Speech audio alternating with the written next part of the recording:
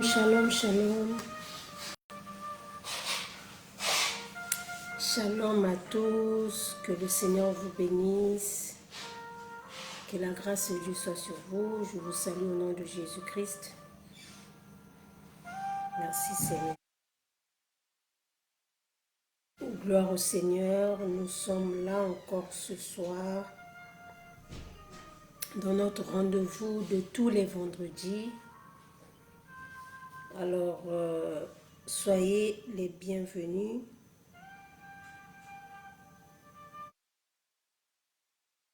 Soyez les bienvenus à ce direct. Que le Seigneur vous bénisse. On va commencer par partager la vidéo.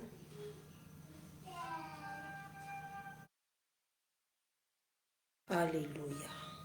Jésus. Merci Seigneur. Shalom à tout le monde. Que la grâce de Dieu soit sur nous. Je vous salue tous au nom de Jésus-Christ.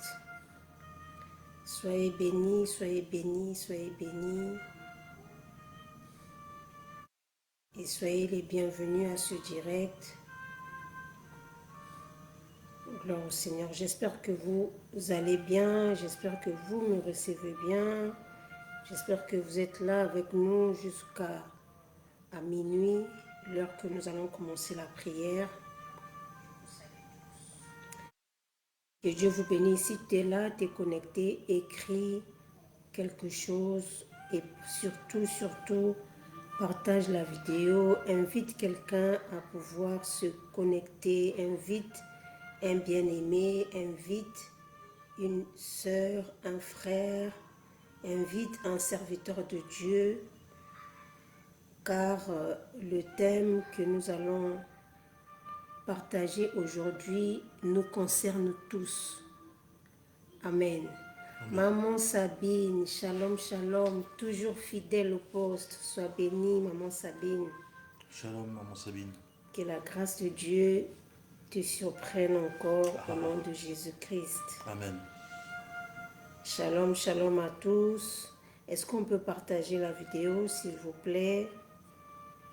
Est-ce qu'on peut partager, inviter les autres? On partage, on invite d'autres personnes. Ne sois pas le seul à pouvoir regarder. Je sais que les tentations sont un sujet qui nous concerne tous. Shalom, la prophétesse Maïsa Ibarra. Shalom, shalom. Shalom à tout le monde. Shalom, maman Maïsa. Shalom, que le Seigneur, prophétesse Maïsa. Soyez bénis au nom de Jésus. Est-ce que tu peux partager? J'aimerais vraiment que tu partages parce que ce thème est vraiment très important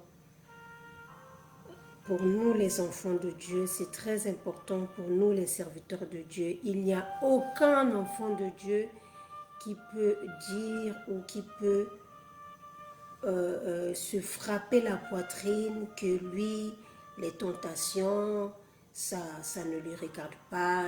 Il est allé déjà, il est déjà au ciel. En gros, il n'y a qu'au ciel qu'on n'aura plus les tentations. Aussi longtemps que nous serons ici sur la terre, on sera tenté. L'ennemi va nous tenter. Donc c'est un thème qui est très important. J'aimerais vraiment que tu puisses partager. Il n'y a pas encore assez de partage. Je veux faire la même chose. Je veux partager aussi dans les groupes. Partager dans le groupe. Fais comme moi. Partage dans les groupes. Partage sur WhatsApp. Partage sur Instagram. Partage sur Messenger. Partage sur TikTok.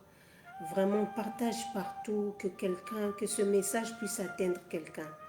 Que ce message puisse faire tomber les écailles des yeux d'une personne.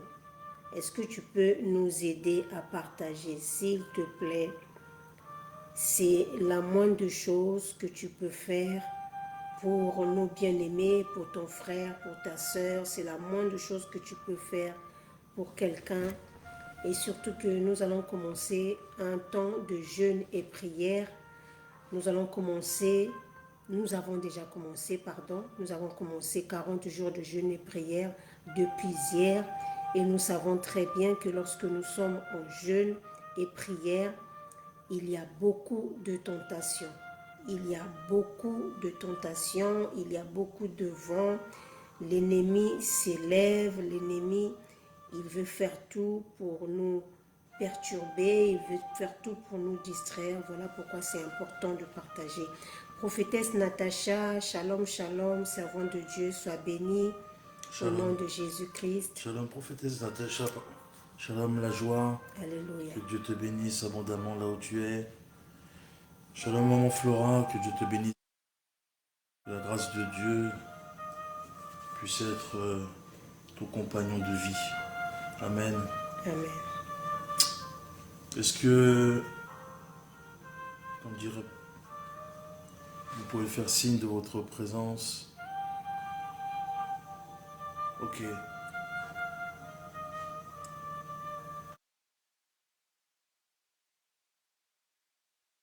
Seigneur, que Dieu soit loué. Donc sans plus tarder, nous allons commencer notre direct. Nous allons prier afin que le Seigneur soit à l'œuvre, afin que le Seigneur soit au contrôle, afin que le Seigneur puisse nous diriger au nom de Jésus-Christ. Alléluia. Père, Seigneur Dieu de grâce et de gloire, nous remettons ces moments entre tes mains, Père. Toi qui connais toutes choses avant la fin, Seigneur Jésus, nous croyons que tu es avec nous, que tu es le Dieu véritable, celui qui annonce les vrais oracles aux dieux, celui, Seigneur Jésus-Christ, qui vit parmi les hommes, le seul Dieu vivant de notre Père, l'apôtre Franckibra Papa. Béni soit ton nom, Seigneur, que tu puisses nous parler encore, Jésus, nous transmettre tes messages d'en haut au Père, car tout ce qui vient de toi est bon, ô mon roi. Seigneur, nous ouvrons notre cœur à toi, Jésus, nous ouvrons notre esprit, Père, afin que nous puissions recevoir une pensée, une parole, un conseil et surtout des réponses à nos prières. Que tu fasses grâce, Seigneur, que tu puisses mettre dans la bouche de ta servante, ô Dieu, ce que tu as glissé dans ses pensées, Papa, afin que tu puisses encore être glorifié à travers la bouche de tes serviteurs. Que ton nom soit proclamé maintenant et pour toujours, dans le nom puissant de Jésus-Christ de Nazareth, notre seul Seigneur et Sauveur. Amen. Amen. Amen, amen. Que Dieu vous bénisse. Amen. Gloire au Seigneur. Shalom à tous ceux qui viennent de se connecter. Si tu n'as pas encore partagé, tu peux partager. Si tu es déjà connecté, je te prie de rester jusqu'à la fin. Je rappelle que ce message aura 2 parties. Donc aujourd'hui, c'est la première partie. Et ensuite, on aura une deuxième partie où nous allons parler de vaincre les tentations. Amen. Amen. Gloire au Seigneur. Alors, sans plus tarder, nous allons commencer notre message. Tu peux prendre ta Bible avec toi afin que nous puissions ensemble méditer sur la parole de Dieu. Amen. Alors, nous allons parler de vaincre les tentations. Amen. Amen. Vaincre les tentations. C'est quoi une tentation? Une tentation, c'est une attraction vers une chose ou un acte interdit. Amen. La tentation, c'est toute attraction, toute attirance que nous avons vers quelque chose qui est interdit par la parole de Dieu. Ça, c'est une définition qui nous concerne, nous, étant que enfants de Dieu. Amen. Amen. La tentation, c'est aussi une force. C'est une force invisible qui nous séduit afin que nous puissions commettre un péché ou tomber dans les pièges invisibles de l'ennemi. Donc la tentation, c'est une force invisible qui nous séduit, qui nous pousse à pécher afin de tomber dans le piège de l'ennemi. C'est ça la tentation. Amen. Et vous allez voir que dans la Bible, il y a la tentation Et il y a aussi le tentateur. Amen. Amen. La tentation, c'est quelque chose qui est à l'intérieur. La tentation, c'est pas quelque chose qui agit à l'extérieur de l'homme. La tentation, c'est quelque chose qui se passe à l'intérieur. Mais le tentateur, je parle ici aux enfants de Dieu, le tentateur, il n'est pas en nous. Le tentateur, il est à l'extérieur. Donc ça veut dire quoi? Ça veut dire que le tentateur que nous connaissons, le diable, n'a pas le pouvoir de te faire manger quelque chose si tu n'as pas ouvert ta bouche. Amen. Amen. Pour que quelque chose puisse rentrer en toi, il faudrait que ta bouche soit ouverte. Donc, le tentateur est toujours, de l'autre côté, est toujours à l'extérieur. Alléluia. Et dans la Bible, il y a plusieurs outils. Donc, aujourd'hui, nous allons voir un peu le mécanisme de la tentation, comment ça fonctionne, comment ce que l'ennemi travaille à travers la tentation. Amen.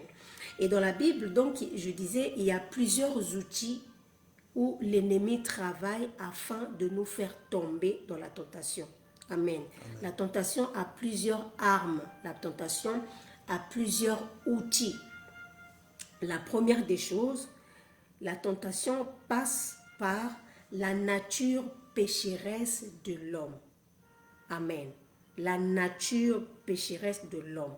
Donc, lorsque nous sommes tentés, cette tentation-là agit à travers notre propre nature, la nature de l'homme. La Bible déclare que le cœur de l'homme, dans le cœur de l'homme, est incliné. Donc, lorsque nous naissons, David dit, voici, je suis né dans le péché et ma mère m'a conçu dans le péché. Amen. Nous naissons déjà avec cette inclinaison-là à faire du mal. Ça ne vient pas de nous, mais ça vient depuis nos aïeux, depuis nos chutes. Nous avons en nous, amen, ce qu'on appelle la nature pécheresse. Et la nature pécheresse, c'est aussi ce que la Bible appelle le vieil homme. Le vieil homme qui est en nous. Donc le vieil homme, il est toujours disposé, il a toujours des dispositions à tomber dans ce que Dieu a interdit, à vouloir faire ce que Dieu a interdit. Amen. Amen. La tentation passe aussi à travers les hommes, les êtres humains. Ça peut être l'entourage. Donc, la tentation, ça peut passer par la nature pécheresse, c'est-à-dire nous-mêmes. Ça peut aussi passer par les hommes. Amen. L'ennemi peut aussi utiliser les hommes, notre entourage. Alléluia. L'ennemi peut même utiliser la nature afin de nous tenter. Amen. En dehors de ça, il y a aussi nos faiblesses. La tentation passe aussi à travers nos propres faiblesses et aussi à travers nos nécessités. Amen. Nos nécessités, nos faiblesses, la nature pécheresse sont là les outils, amen, qui nous emmènent à tomber, à succomber à la tentation. Amen. Amen. Vous allez peut-être être surpris de ce que je veux dire. Le diable n'est pas toujours responsable. Le diable n'est pas toujours directement responsable de toutes les tentations. Je répète, le diable n'est pas toujours directement responsable de toutes les tentations. Amen. Il y a des tentations qui viennent à partir de nos propres désirs, à partir de nos propres convoitises. Alléluia. Amen. Nous allons prendre la parole de Dieu dans Jacques chapitre 1, le verset 13 jusqu'au verset 15. Écoutez ce que la Bible dit dans Jacques chapitre 1, le verset 13 à 15.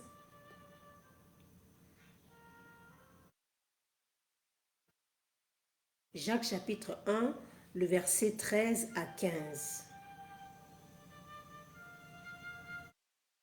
13 à 15. Oui. Jacques chapitre 1, verset 13 à 15. Amen. Je lis la parole de l'Éternel. Amen. Que personne, lorsqu'il est tenté, ne dise « C'est Dieu qui me tente ». Ok. Donc ici, j'aimerais que nous puissions être conscients, j'aimerais vraiment appuyer là-dessus. Dans ce que j'ai dit, les sources ou les outils de la tentation, Dieu n'est pas dedans. Amen. Dieu n'est pas la source des tentations. Dieu ne tente personne.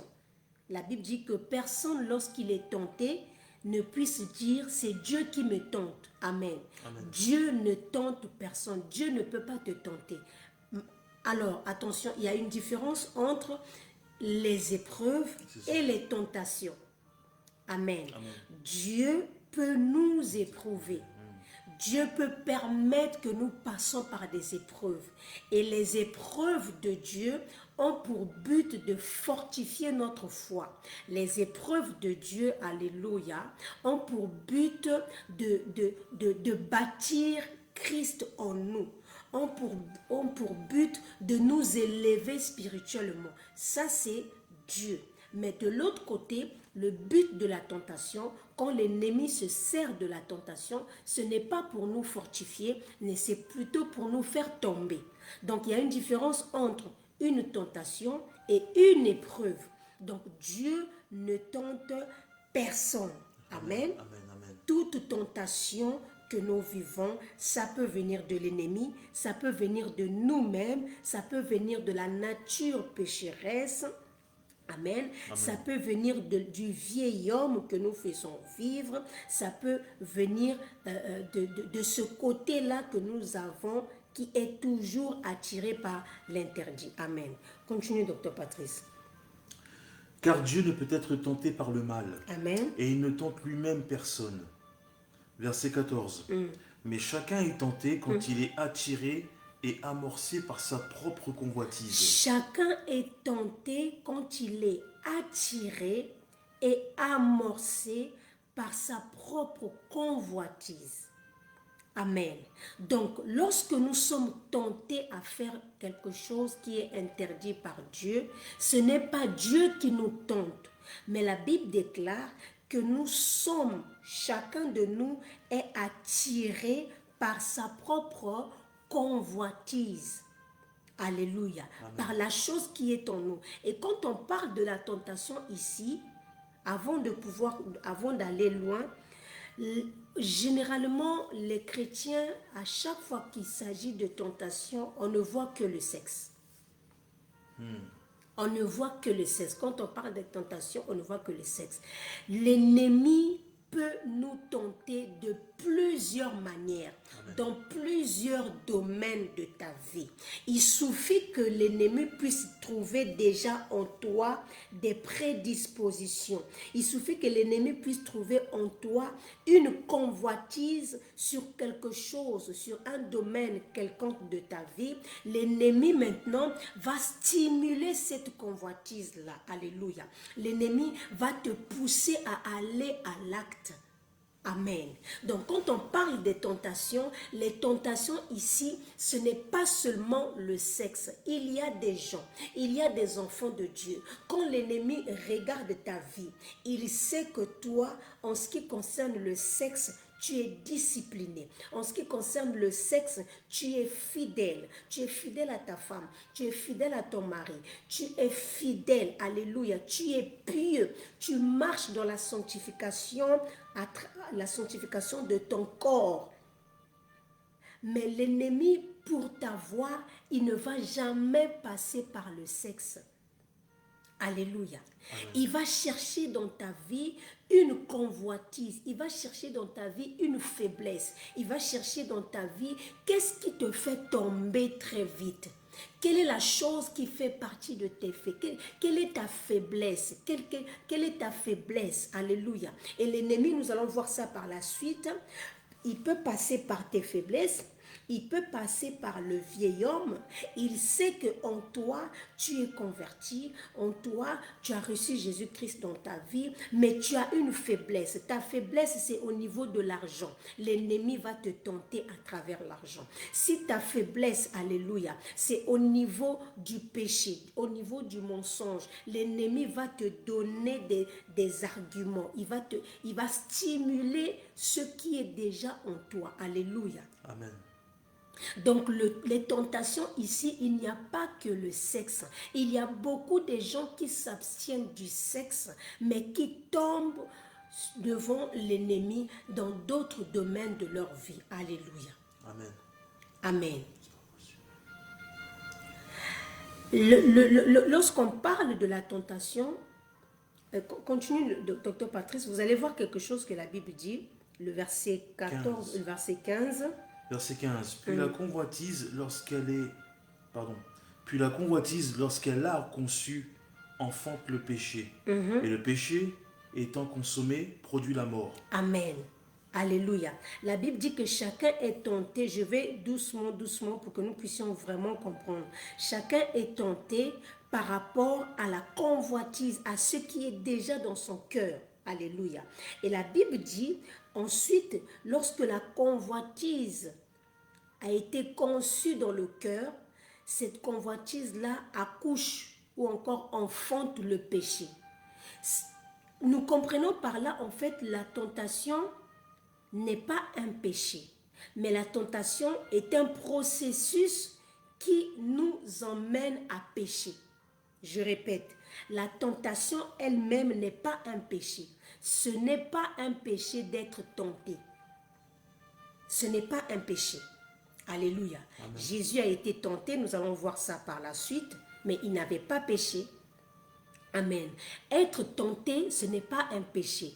Le péché arrive lorsque nous sommes tentés et que cette tentation-là est nourrie à travers la convoitise et ensuite cette tentation nous pousse à pécher. C'est là où nous parlons du péché. Mais la tentation en elle-même n'est pas un péché. La Bible déclare que lorsque Ève a péché, regardez le processus de la tentation. La Bible dit que l'ennemi va venir parler à Ève, Zambé.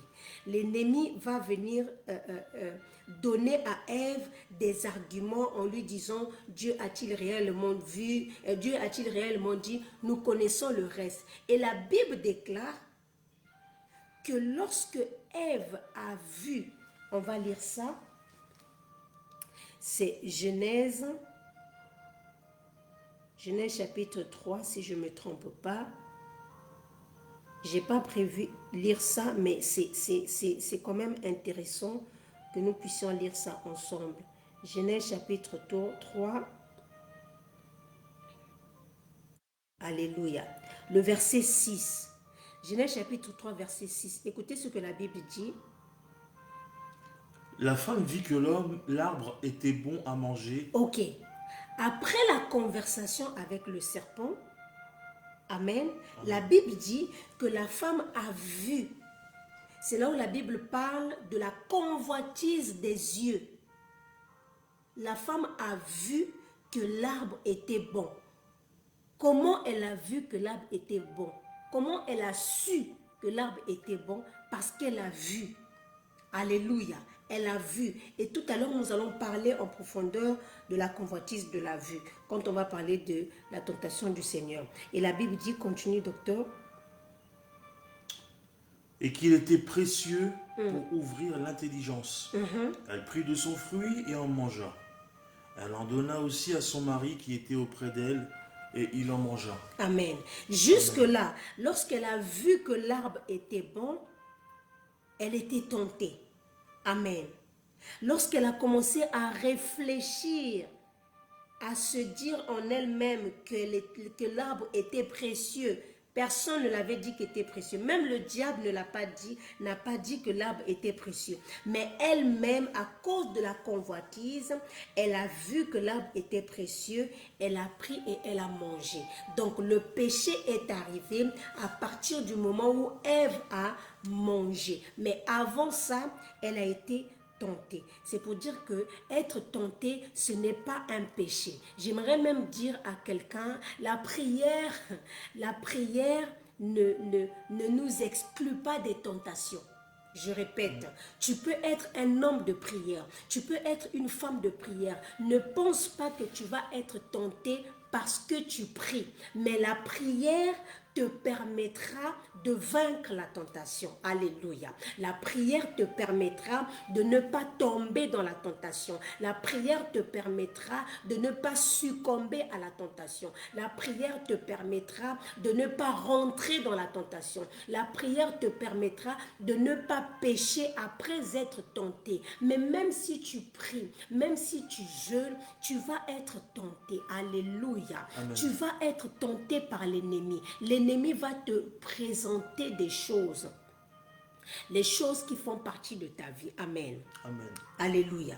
Donc, être tenté n'est pas un péché. Alléluia. Le péché, c'est lorsque nous tombons dans le péché. Amen. Alors, nous devons comprendre que derrière chaque tentation se cache un échec et une chute. Amen. Amen. Derrière chaque tentation se cache un échec, une chute, une perte. Derrière, si tu peux oublier ce que je vais dire ce soir, mais n'oublie pas cette phrase, que lorsque tu es tenté, Zambé, à chaque fois que tu es tenté, ça veut dire que le diable a vu quelque chose à l'avenir et le diable veut que tu puisses perdre cette chose. Lorsque tu es tenté, ça veut dire que l'ennemi a vu en toi quelque chose que toi-même tu n'avais pas vu. La Bible déclare que Adam et Ève, lorsqu'ils ont péché, la Bible dit, ils se sont rendus compte qu'ils étaient nus. Alors qu'avant, ils étaient habillés, mais ils n'étaient pas conscients qu'ils étaient habillés. Et lorsqu'ils ont péché, ils ont perdu la chose qu'ils ne voyaient pas. Ils ont perdu quelque chose, alléluia, dont ils n'étaient pas conscients. Derrière chaque tentation, il y a un piège. Derrière chaque tentation, il y a une perte. Lorsque l'ennemi te tente, c'est parce qu'il veut que tu puisses perdre quelque chose. Amen. Lorsque l'ennemi te tente, c'est parce qu'il veut que tu puisses échouer. Quand tu te regardes, tu dis, mais je n'ai rien. Tu te regardes, tu dis, mais pourquoi je suis tellement tenté? Pourquoi tu ne vois pas l'ennemi agir? La Bible déclare, lorsqu'il s'est présenté devant le Seigneur, nous allons voir ça. Nous allons voir ça dans le livre de Luc. Alléluia. Luc chapitre 3. Chapitre 3. Écoutez ce qui se passe dans Luc chapitre 3, le verset 22 d'abord. Luc chapitre 3, verset 22. Et le Saint-Esprit descendit sur lui sous une forme corporelle, comme une colombe. Et une voix fit entendre du ciel ces paroles. Tu es mon Fils bien-aimé. En toi, j'ai mis toute mon affection. Alléluia. Regardez ce qui se passe. La Bible déclare, Jésus est né. Jésus a commencé son ministère à travers le baptême, après le baptême. La Bible déclare que quand il s'est fait baptiser, le jour qu'il s'est fait baptiser, la Bible dit, au moment où il sortait de l'eau, la Bible déclare qu'il y a une voix qui s'est fait entendre des cieux. Et qu'est-ce que la voix disait? La voix disait, celui-ci est mon Fils bien-aimé, en qui j'ai mis toute mon affection. Alléluia. Celui-ci est mon Fils bien-aimé, en qui j'ai déposé quelque chose, en qui j'ai mis toute mon affection. Amen. Amen. Cette voix s'est fait entendre après le baptême. Alors regardez ce qui se passe juste après que cette voix eut parlé au ciel. Regardez juste ce qui se passe après. Luc chapitre 4, donc le verset suivant. Luc chapitre 4, le verset 1.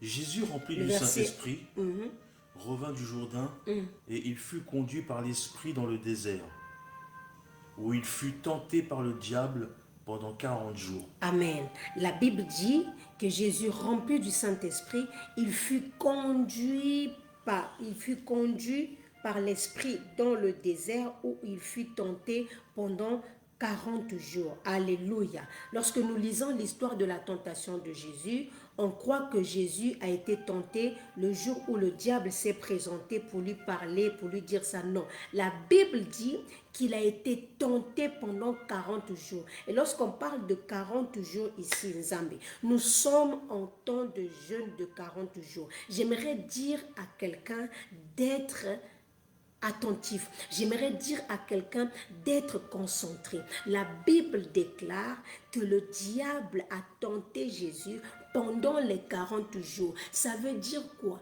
Ça veut dire que pendant toute notre vie, on sera tenté, bien-aimé.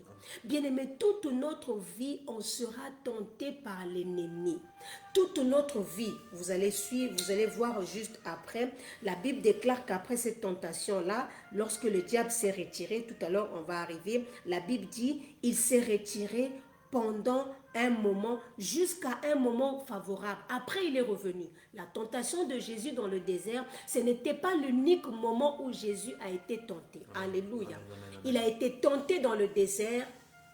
On va voir étape par étape ce qui s'est passé ici. Mais la Bible dit que le diable, lorsqu'il s'est retiré, ce n'était pas pour toujours. Il est revenu après. Il est revenu encore à travers Pierre.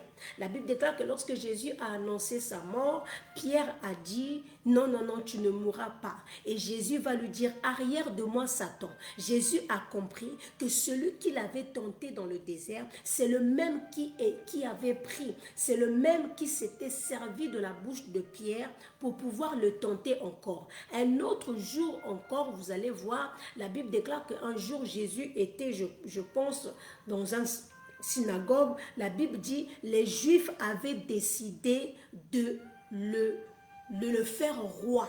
Ils ont décidé de le couronner. Et la Bible déclare que Jésus a disparu au milieu d'eux. C'était aussi une tentation parce que Jésus n'était pas venu sur la terre pour être couronné. C'est quoi la tentation? La tentation, c'est lorsque l'ennemi veut te donner ce qui ne fait pas partie de ta destinée prophétique. Ou encore, lorsque l'ennemi veut te donner quelque chose avant le temps. Alléluia. Amen.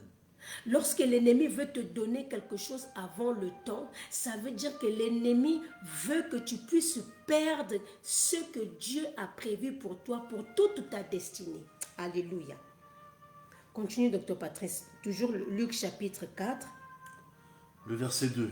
Amen. Où il fut tenté par le diable pendant 40 jours. Il ne mangea rien durant ces jours-là, et après qu'ils furent écoulés, il eut faim. Verset 3. Le diable lui dit, si tu es fils de Dieu, ordonne à cette pierre qu'elle devienne du pain. Jésus lui répondit, il est écrit, l'homme ne vivra pas de pain seulement. Le verset 5 dit, le diable l'ayant élevé lui montra en un instant tous les royaumes de la terre. Alléluia. Le verset 4, merci Docteur Patrice, le verset 4 nous dit quelque chose. Jésus, le verset 3 d'abord nous dit, le diable lui dit, si tu es le Fils de Dieu, ordonne à ces pierres qu'elles deviennent du pain. Voilà comment l'ennemi agit. Voilà comment la stratégie de l'ennemi. La Bible dit, nous avons lu dans Luc chapitre 3, que juste après que Jésus soit sorti de l'eau, la Bible déclare que la voix de Dieu s'était fait entendre des cieux. Qu'est-ce que cette voix avait dit? La voix de Dieu a dit, alléluia, celui-ci est mon fils. Celui-ci est mon fils. Et quand le diable vient pour tenter Jésus, le diable vient dire à Jésus, si tu es réellement le Fils, alléluia, mais avant que le diable puisse prononcer sa parole, avant que le diable puisse prononcer sa parole, avant que le diable puisse créer le doute dans son cœur, Dieu avait déjà parlé. Bien-aimé dans le Seigneur, le diable va toujours te tenter. Il y a des gens qui ne sont pas tentés par l'argent, il y a des gens qui ne sont pas tentés par autre chose, mais il y a des gens qui sont tentés pour douter de la parole de Dieu, pour douter des promesses de Dieu dans leur vie. Il y a des gens, le diable ne leur tente pas en leur disant « je veux te donner un homme, je veux te donner une femme, je veux te faire… » Ce n'est pas ça.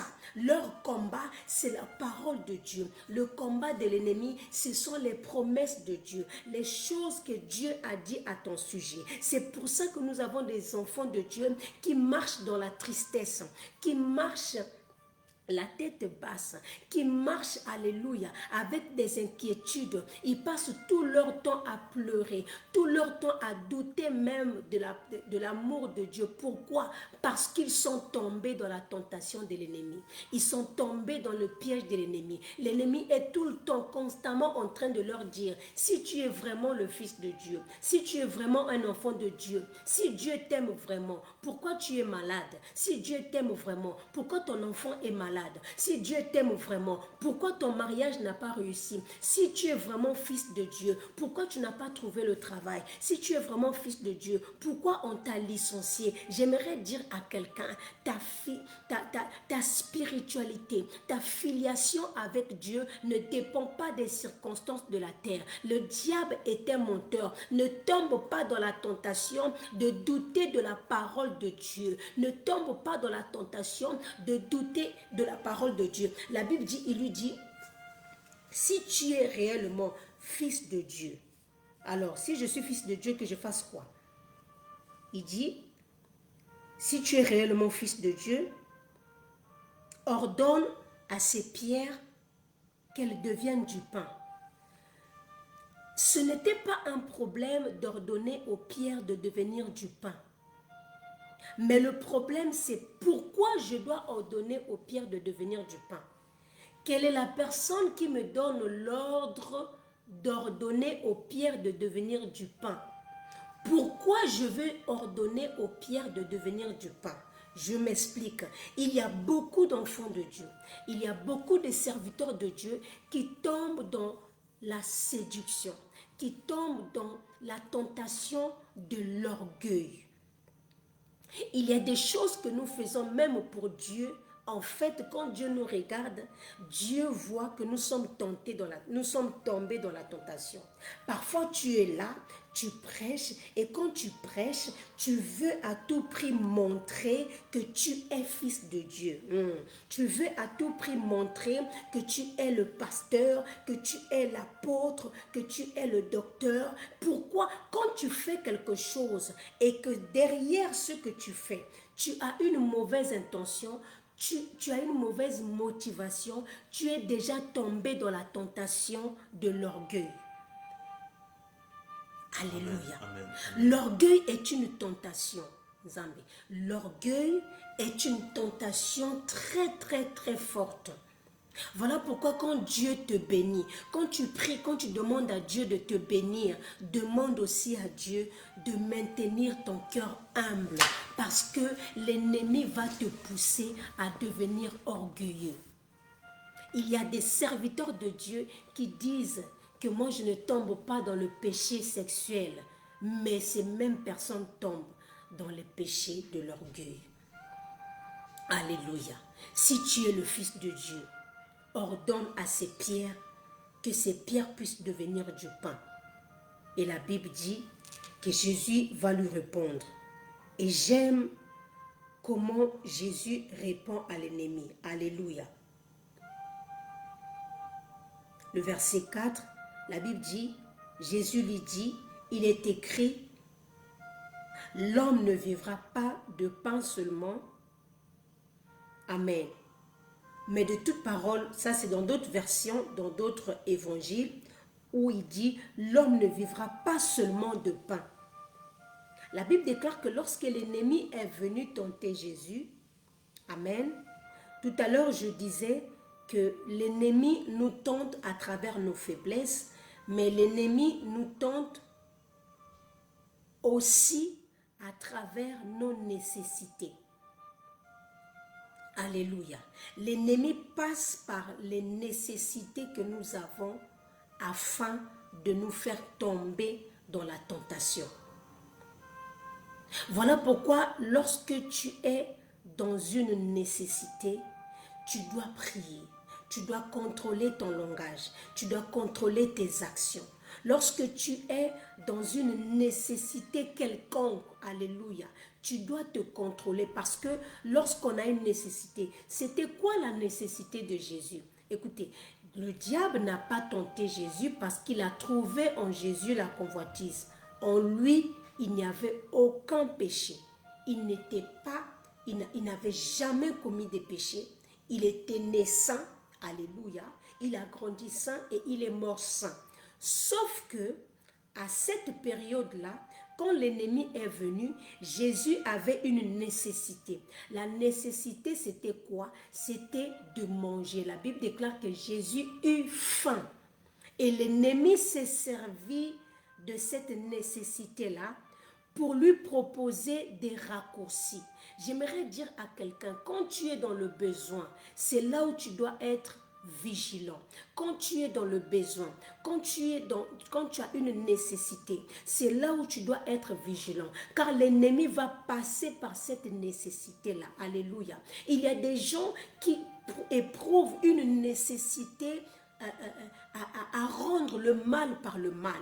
Il y a des gens qui éprouvent une nécessité, alléluia, à faire du mal. Il y a d'autres qui ont, c'est comme manger, c'est une nécessité. Les désirs sexuels font partie des nécessités humaines. Amen. C'est quelque chose que Dieu a mis en nous. Alors, lorsque nous passons par ces nécessités, c'est en ce moment-là que nous devons être très, très vigilants. Amen. L'homme a aussi cette nécessité-là de vouloir se justifier, de vouloir se défendre. Amen. Et parfois, l'ennemi peut passer par cela. Alléluia. Et la Bible dit que Jésus va répondre en disant « L'homme ne vivra pas seulement de pain ». Et cette parole, cette réponse de Jésus est en train de nous montrer, en fait, lorsque vous lisez la Bible, il y a quelqu'un qui m'avait posé la question un jour, comment Jésus a été tenté si Jésus était Dieu. Ici, la Bible déclare que Jésus était 100% Dieu et 100% homme. Alléluia. Et tant qu'homme, Jésus pouvait dormir parce qu'il était 100% homme. Et tant qu'homme, il pouvait manger. Et tant qu'homme, il pouvait être en colère. Et tant qu'homme, alléluia, il pouvait dormir. Ça, c'est son côté homme. Mais étant que Dieu, en tant que Dieu, la Bible déclare, il ne dort ni ne sommeille. Amen. Amen. Étant qu'homme, il pouvait demander aux disciples qui m'a touché. Mais étant que Dieu, il connaissait les pensées des hommes. Donc Jésus était 100% Dieu et Jésus était 100% homme. Alors lorsque Jésus a été tenté ici, Jésus n'a pas été tenté comme Dieu. Jésus a été tenté étant qu'homme. Amen. Alléluia. Parce que la Bible nous dit que Dieu ne tente personne et Dieu ne peut pas être tenté. Donc ici, Jésus a été tenté étant que homme. C'est pour ça qu'il répond à l'ennemi en disant « L'homme ne vivra pas seulement de pain. » Amen. L'homme ne vivra pas seulement de pain. Pourquoi? Parce que à cet instant-là, il avait pris la nature de l'homme. Alléluia. Et la Bible dit que le diable va continuer. Je vais aller pour chuter pour aujourd'hui. Le verset 5. Si Dr Patrice peut lire le verset 5 jusqu'au verset 6. Le diable l'ayant élevé lui monte. Luc chapitre 4, le verset 5. Le diable l'ayant élevé lui montra en un instant tous les royaumes de la terre. Et lui dit, je te donnerai toute cette puissance et la gloire de ces royaumes, car elle m'a été donnée, et je la donne à qui je veux. Le verset 7. Si donc tu te prosternes devant moi, elle sera toute à toi. Amen. La Amen. Bible dit que le diable l'ayant élevé lui montra En un instant, j'aime bien cette précision-là. Dans d'autres évangiles, ils ont juste marqué que le diable le transporta et lui montra tous les royaumes de la terre.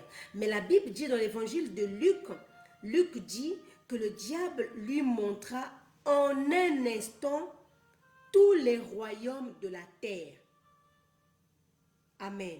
Et lui dit, je te donnerai toute cette puissance et la gloire de ces royaumes. Alléluia.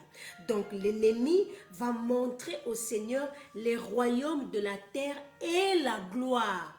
Mais sauf que sur cette terre, il n'y a pas que la gloire. Sur la terre, il y a la souffrance. Amen. Sur la terre, il y a la méchanceté. Sur la terre, il y a les meurtres. Sur la terre, il y a la haine. Alléluia. Amen. Il y a même des gens, j'ai déjà rencontré des gens qui disent, je suis dégoûté de la terre et je comprends ce langage. Il y a tellement de mauvaises choses sur la terre. Il y a tellement de mauvaises choses sur la terre. Alléluia. Mais le diable ici, lorsqu'il lui montre les royaumes de la terre, lorsqu'il lui montre la terre, il ne lui montre pas les mauvais côtés de la terre. Il lui montre la gloire. Et comment il le fait? Il le montre en un instant. Alléluia. Vite fait. Vite fait. Pourquoi? Parce qu'il savait que s'il le montrait ça longtemps, amen, Jésus allait voir d'autres choses qui sont dégoûtantes sur la terre. Et ce passage nous montre exactement ce qui se passe lors de la tentation. À chaque fois que tu veux être tenté, à chaque fois que le diable te tente, le diable te montre que le bon côté de la tentation. Le diable te montre que ce que tu peux gagner en un instant. Mais il ne te montre pas les conséquences derrière. Il ne te montre pas ce qui va arriver derrière. Mais il te montre juste un plaisir. Tu es là, tu vois une femme. Tu le vois, tu ne vois que l'apparence de la femme. Tu ne vois que les formes de la femme. Et dans ton cœur, tu as des idées. Si seulement j'avais cette femme. Alléluia. Et quand tu regardes ta femme à la maison, tu le compares avec cette femme.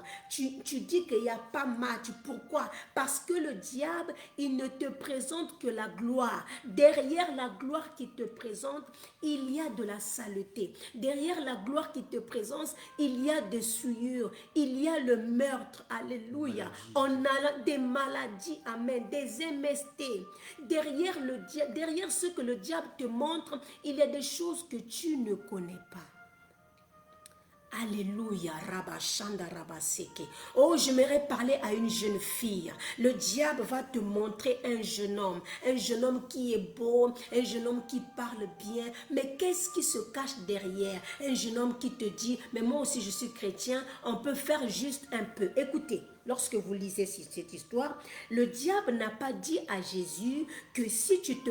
En fait, le diable ne voulait pas que Jésus l'adore longtemps, ou encore toute la journée, ou encore tout un mois. Il voulait juste un petit instant. Il dit là, sur place là. Si tu m'adores là, maintenant là, juste là, je te donne ces royaumes. Amen. Parfois c'est un petit plaisir, un petit détail peut détruire toute ta destinée.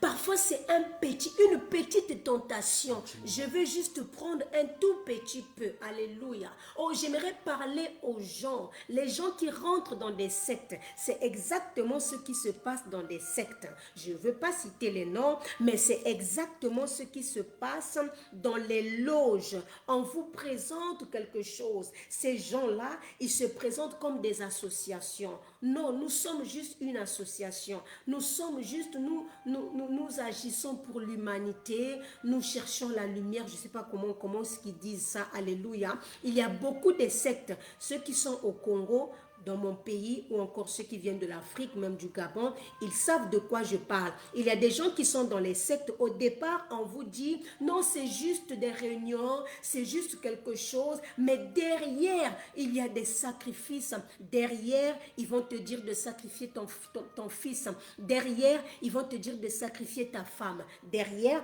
ils vont te dire de donner ta fécondité.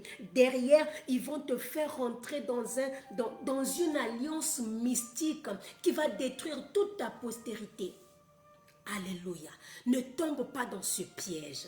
Ne tombe pas dans ce piège. Et la Bible déclare que Jésus lui a dit, tu n'adoreras que l'Éternel Dieu seul. Le verset 7, il dit, si donc tu te prosternes et devant moi, et elle sera tout à toi.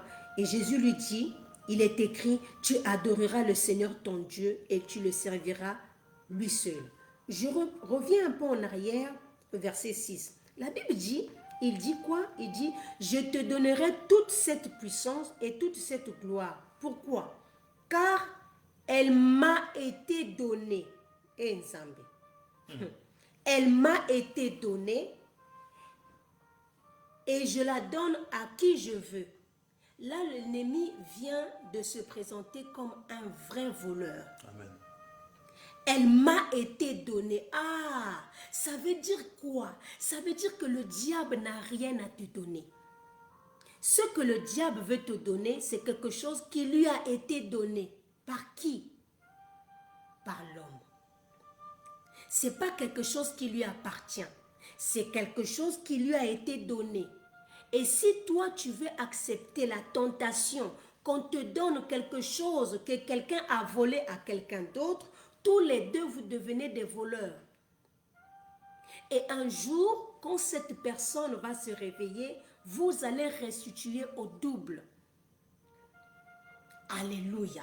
Le diable n'a rien à te donner. Les loges n'ont rien à te donner. Les sectes n'ont rien à te donner. La magie ne te donnera rien. La sorcellerie ne te donnera rien. Toutes ces choses-là, alléluia. Il y a beaucoup de gens qui sont tentés à cause des nécessités, à cause de la pauvreté, à cause des choses de ce monde. Alléluia. Ils sont prêts à faire n'importe quoi. Ils sont prêts à faire des alliances. Alléluia. Bien-aimé dans le Seigneur, fais attention à qui tu parles. Fais attention avec qui tu marches. L'ennemi va se servir des gens pour te présenter des choses. Mais derrière, alléluia. Oh, j'aime ce que Jésus a dit. J'aime ce que Jésus a dit. La Bible déclare que Jésus lui dit, il est écrit, le verset 8, tu adoreras le Seigneur ton Dieu et tu le serviras lui seul. Alléluia. Le diable voulait que Jésus puisse se prosterner afin de recevoir la gloire de tous les royaumes. Sauf que ces royaumes-là étaient corrompus. Ces royaumes-là étaient sales. Le diable est en train de dire à Jésus, si tu m'adores, je vais te donner tous les peuples de la terre. Sauf que ces peuples-là, c'était des peuples qui vivaient dans le péché, des peuples qui étaient éloignés de Dieu. Alléluia. Amen. Je vais te le donner. Oui, Jésus était venu sur la terre pour gagner les peuples. Je vais terminer par là. Oui, Jésus est venu sur la terre pour gagner les peuples.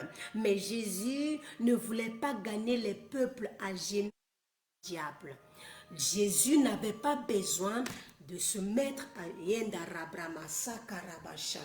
Jésus n'avait pas besoin de se prosterner pour gagner le peuple, pour gagner le monde, pour gagner les nations. La Bible dit, vous allez lire dans l'Apocalypse, à ce jour-là, ce dernier jour, la Bible déclare, il y aura des peuples de toutes les nations, de toutes les langues qui vont l'adorer, qui vont adorer Jésus. Mais pour gagner ce peuple, Jésus n'avait pas besoin de les gagner à genoux devant le diable. Pour gagner ces peuples, Jésus devait aller à la croix. Je répète, pour gagner le monde, pour gagner ta famille, Jésus devait aller à la croix. Il ne devait pas s'agenouiller, mais il devait ouvrir ses mains. Il devait ouvrir ses mains. Et à travers ses mains ouvertes, il devait gagner un peuple. Mais un peuple réconcilié avec Dieu, un peuple repenti, un peuple avec un nouveau cœur. Alléluia. Bien-aimé, j'aimerais dire à quelqu'un, oui, tu seras béni, oui, tu vas aller de l'avant, mais pas en te prosternant devant l'ennemi. Oui, tu peux avoir raison, alléluia, Amen. mais tu n'es pas obligé de te prosterner devant l'ennemi pour à tout prix avoir raison. Tu n'es pas obligé de sacrifier un membre de ta famille pour être béni. Tu n'es pas obligé, alléluia, de sacrifier ta postérité pour être béni. Tu es destiné à la gloire. Mais cette gloire-là, ça ne viendra pas à travers le désert. Ça ne viendra pas à travers la rencontre, à travers l'adoration de l'ennemi. Cette gloire viendra quand tu vas passer devant la croix, quand tu passeras devant la croix de Golgotha, c'est là où tout ce que tu avais perdu, tu vas le retrouver. C'est à la croix que Dieu nous a retrouvés. C'est à la croix que le Seigneur nous a retrouvés. J'aimerais te dire, tiens bon, supporte encore un peu. Ne te laisse pas influencer. Alléluia. Ne te laisse pas tomber. Amen. Oh, nous allons terminer par là. Le temps est passé vite. C'est bientôt l'heure de la prière. Vendredi prochain, nous allons voir pourquoi Dieu permet l'épreuve. Alléluia. Pourquoi Dieu permet l'épreuve? On va lire un dernier passage dans 1 Corinthiens chapitre 10. Alléluia. Frères, je ne veux pas que vous ignoriez que nos pères ont tous été sous la nuée. Ok. Ils ont... Excuse-moi, docteur Patrice. C'est le verset 1 Corinthiens chapitre 10, le verset 11 jusqu'au verset 13. Je lis la parole de l'Éternel. Amen. Ces choses leur sont arrivées pour servir d'exemple, et elles ont été écrites pour notre instruction, à nous qui sommes parvenus à la fin des siècles. Ainsi donc, que celui qui croit être debout prenne garde de tomber. Aucune tentation ne vous est survenue qui n'ait été humaine.